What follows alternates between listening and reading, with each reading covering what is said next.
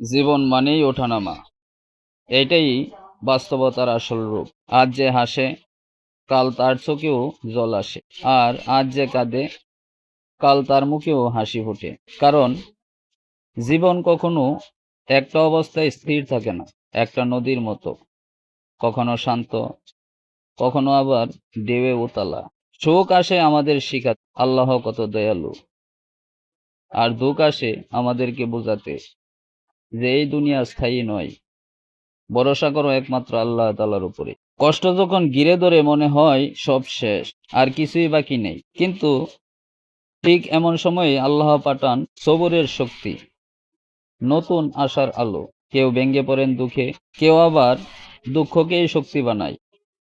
যে দুঃখকেই শক্তি বানায়, জীবন তাকেই টিকিয়ে রাখে, আর যে আল্লাহর উপরে ভরসা রাখে সব সময়, তাকে আল্লাহ তাআলা টিকিয়ে রাখেন।